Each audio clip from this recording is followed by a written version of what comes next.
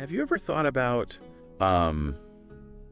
those times where, like, talking is actually more powerful than, just fighting? Oh, yeah. Like, you think about it, and the fate of, like, a kingdom, or even just, like, your own neck hinges on saying the right words, having the right tone at just the right moment. Yeah, for sure. Words can be weapons, too, For sure. And sometimes, like, the most epic battles that you'll ever fight aren't with swords or anything like that, but it's with your wit and strategy. Yeah. It's all about how you use your words, you know what I mean? Absolutely. I actually just had a session recently where my players got into this big standoff with these bandits. Okay. And instead of just, like, rolling initiative and doing the whole combat thing, they managed to talk their way out of it. Wow. Tell me more about that. So they were escorting this merchant through a forest. Okay. Pretty notorious forest, too, and they got ambushed. Oh, no. Right, but one of the players was this charismatic rogue, really good with the words. Yeah. And he noticed that these bandits seemed more interested in, like, the merchant's goods than in actually, like, bloodshed. Interesting. Yeah, so they decided to play it cool. Okay. Just kind of, like, strike up a conversation with the bandit leader. Oh, wow. Figure out what their motivation was, get to know them a little bit. Yeah. And then eventually, they actually negotiated a deal. What? Yeah, they offered some of their own treasure in exchange for safe passage. Wow. Appealing to the bandits' greed rather than, like, their aggression or whatever. That's so smart. Yeah. I love that. It was really cool. It was a tense back and forth, for sure. Oh, I bet. But in the end, they avoided a whole fight. That's awesome. It was great. I love that so much. Yeah. And it really does make me think about, like, all the different ways that D&D can be played. And sometimes the most memorable moments really are those where the dice stay silent. Right. And the focus shifts to role-playing. And we're diving into an article that speaks to just that. I like it. It's called How to Run D&D Random Encounters with Zero Combat. DM Tips. Wow. It's from LitRPG Reads. Nice. It's written by Anna Libanski. Okay. And it's full of great advice for dungeon masters. Yeah. Who want to move beyond, like, the typical hack and slash. Right. And build encounters that are all about character interaction, social challenges, absolutely, creative problem solving. That's what it's all about. Like, really thinking outside the box. Yeah. And I think what's so fascinating about this approach is it forces players to, like, think differently about their characters and the world around them. That's for sure. It's not just about, like, what spells to cast, what weapons to swing. It's about, like, understanding people's motivations. Yes. Reading those social cues. Yeah. Using their words to get what they want. Exactly. And Libanski talks about this concept of creating meaningful stakes in these role-playing encounters. So it's not just about, like, throwing some random encounter at the players. Right. Just for the sake of it. Yeah. But making them feel like their choices have real consequences. Absolutely. So, like, if they failed to persuade a king to offer support,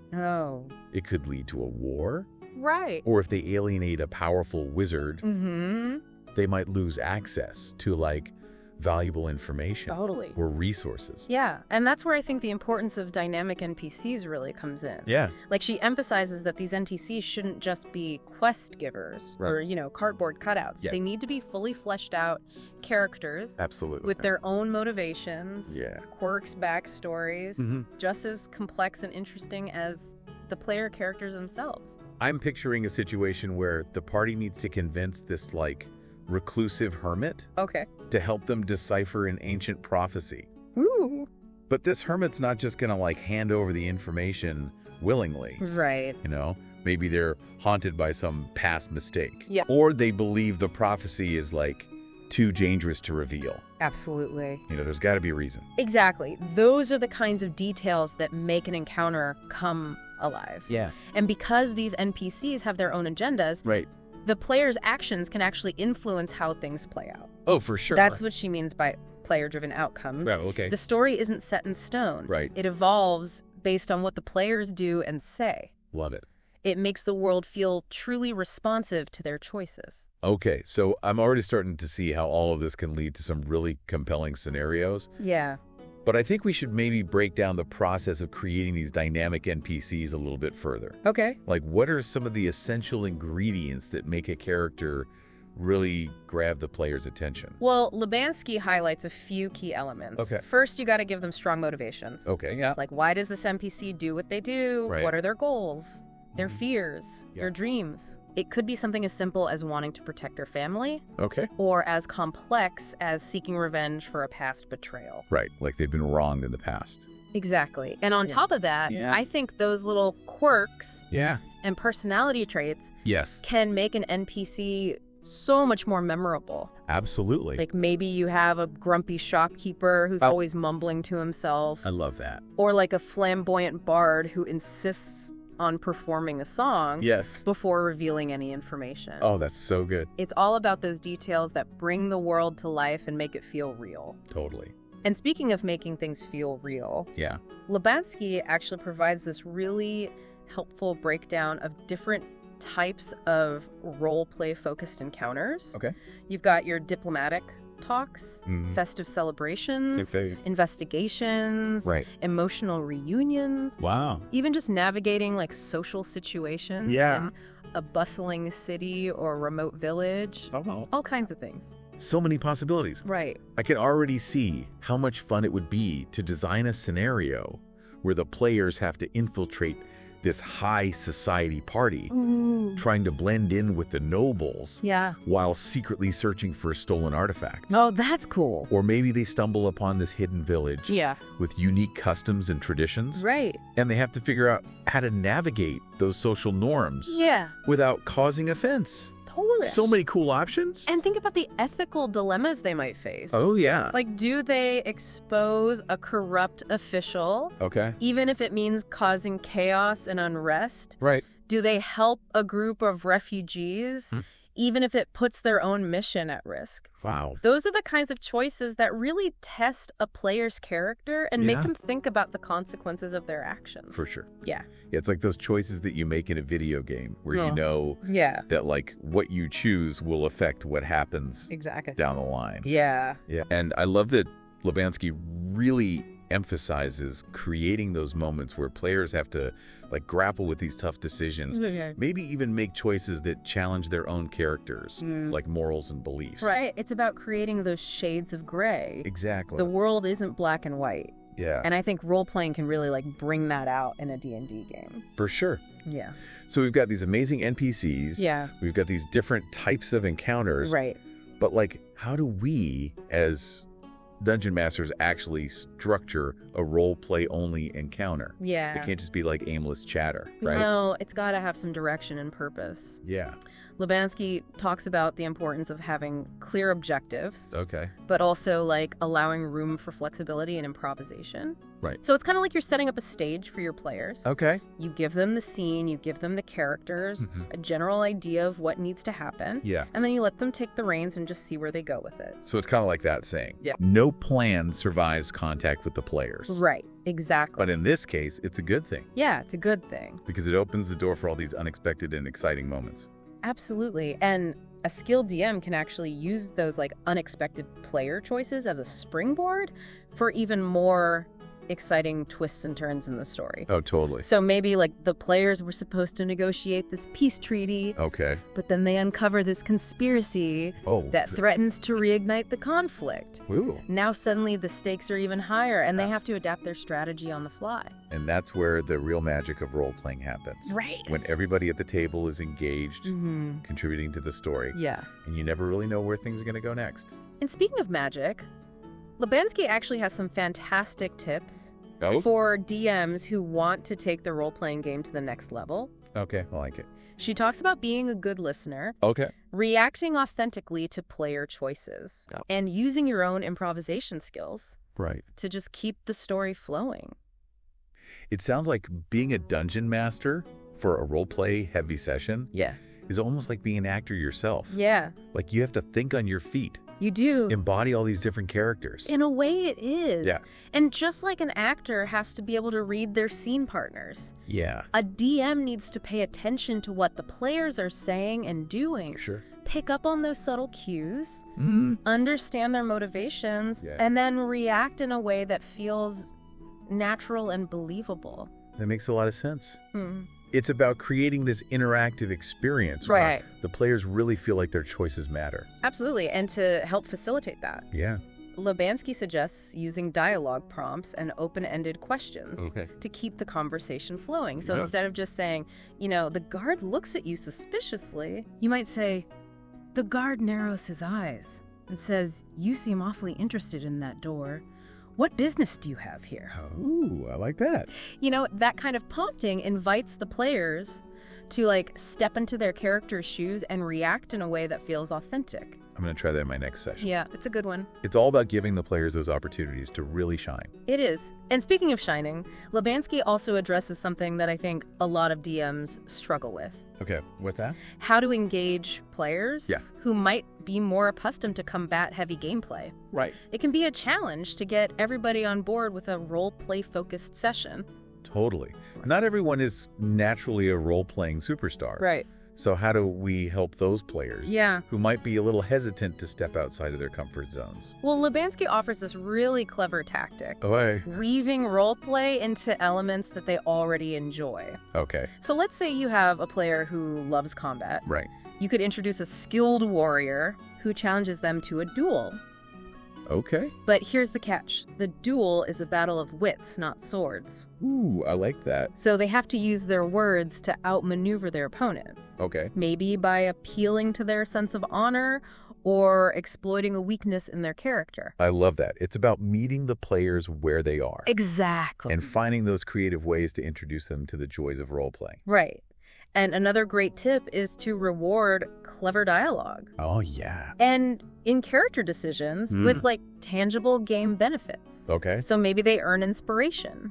Right. Which gives them an advantage on their next roll. Yeah. Or maybe they gain the favor of an important NTC, which opens up new opportunities down the road. I like it. So it's all about that positive reinforcement. Yeah. Making players feel like their role-playing efforts are valued. I think one of the things I find most rewarding about role-playing is that it can really deepen the connection between the players and their characters. Yeah. It's not just about rolling dice and slaying monsters. Right. It's about exploring those nuances of personality, motivation, and relationships. It's like they're not just playing a game anymore. Right. They're inhabiting those characters. Yeah. Experiencing the world through their eyes. Yeah. Making choices that actually shape their destiny. And those choices can have ripple effects that extend far beyond a single encounter. Absolutely. Libanski talks about incorporating subtext and multi-layered conflicts into these role-playing scenarios. Right. So it's not just about what the NPCs are saying on the surface. Right. It's about understanding their hidden agendas. Yeah, their motivation. And motivations. Yeah, exactly. So instead of having an NPC just say, I'm not happy with the current political situation, they might express that dissatisfaction through subtle hints and veiled criticisms, forcing the players to read between the lines and figure out what's really going on. It's like you're adding layers of depth and intrigue For sure. to the story. Yes. Giving the players those aha moments when they finally piece everything together. That's so cool. It's like a puzzle that they get to solve. Exactly.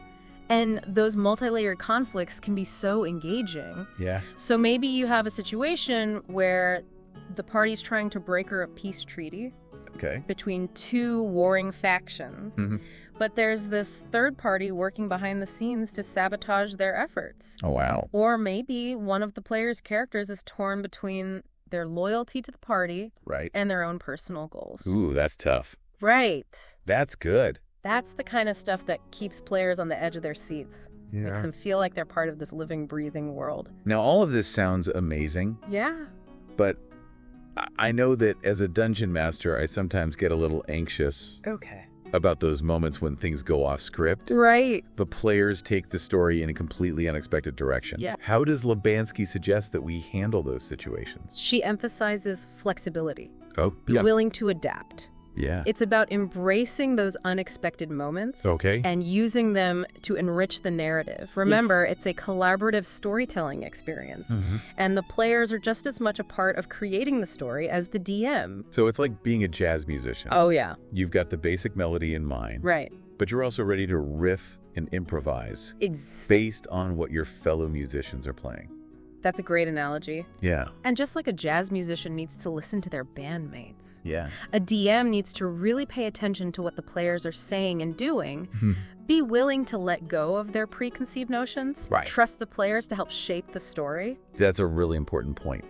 Letting go of that need to control every aspect of the story. Yeah.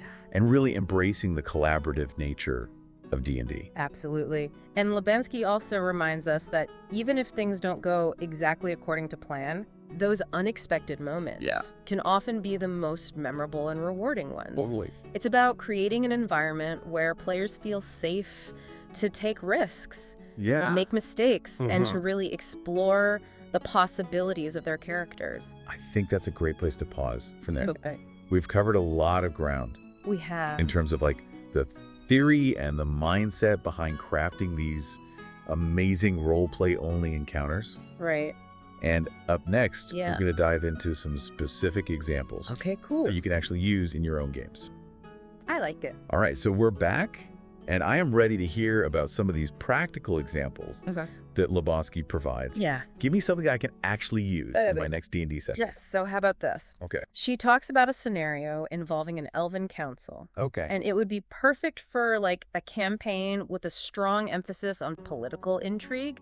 Okay. You know those tense moments of diplomacy? I like that. I can already imagine the scene, you know, like elegant robes. Yeah. Those long, flowing speeches. All those subtle power plays happening like a canopy of ancient trees. Exactly. It's all about creating those distinct elven factions. Right.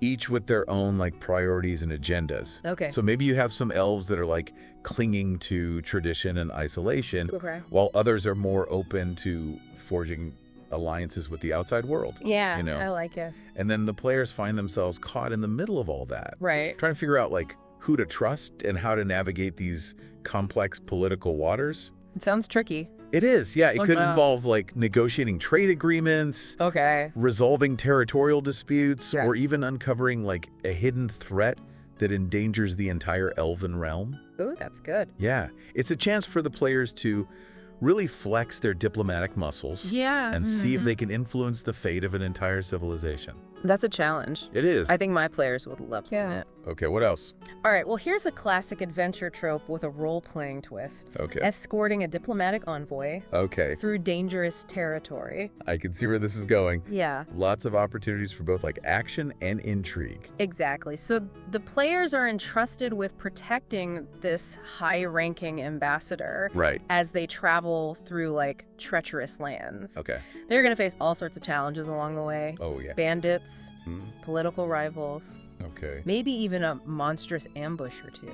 Right, so the combat encounters are still there. They're still there. But they take on a whole new meaning. Exactly. When the players know that like lives are at stake, the fate of nations might hang in the balance. For sure. And of course, the real role-playing comes in. Yeah. They try to navigate those social situations. Right. Negotiate safe passage. And maybe even keep their rather volatile charge out of trouble. That's awesome. I can already see my players trying to like diffuse tense standoffs with witty banter, or maybe using disguises to slip past enemy patrols. Exactly. The possibilities are endless. So cool. It's a chance for them to showcase like their creativity, their adaptability, their ability to think on their feet. This whole conversation has really got me thinking about the power of role-playing. Yeah. To bring a D&D campaign to life. It's not just about those epic battles or those dungeon crawls. Yeah. It's about like those quiet moments of interaction and discovery. And Libanski actually touches on that too, talking about how role-playing can be this fantastic tool for cultural exploration. She suggests creating scenarios where players have to engage in a cultural exchange between two different civilizations. I like that. That's a great idea. Yeah, it's a chance to introduce new customs, beliefs, traditions into the game. Yeah. Really broaden the horizons of the world and challenge the players to step outside their comfort zones. So it's like those fantasy races aren't just monsters to fight. Or NPCs to trade with. Yeah. They become like actual cultures with depth and history. Yeah. Exactly. It's a reminder that D&D is about so much more than just fighting and looting. Totally. It's about exploring different perspectives and ways of life and creating stories that are both meaningful and memorable. Well, I think we need to give a nod to LitRPG Reads and Paul Bello for consistently providing such great resources for the D&D community. Absolutely. This article has definitely given me a lot to think about. Me too. I especially love how Libanski emphasizes flexibility as a DM. Yeah. You know, we've talked about having a clear objective for each encounter, but we also need to be prepared for those moments when the players like completely derail our carefully crafted plan. Because let's face it, that's going to happen. Yeah, it's gonna. Players are unpredictable. Yeah. That's part of the fun. It is, and that's where the real magic of role-playing happens. Yeah. It's about embracing those unexpected turns and trusting the player's creativity. The story becomes this organic thing that emerges from the collaboration between the DM and the players. Well said. And I think that's a great takeaway for our listeners. Yeah. Remember that the most epic adventures aren't always about slaying dragons or conquering dungeons. Sometimes the greatest victories are won with words, diplomacy. Yeah. A healthy dose of imagination. Absolutely.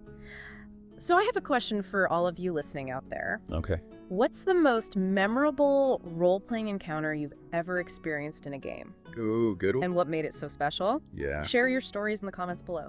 Yeah, we'd love to hear about those moments where your creativity and your characters really came alive. Absolutely. Thanks for joining us on this deep dive into the world of role-playing in D&D. It's been fun. We'll be back soon with another exciting topic. Yes, we will. So stay tuned.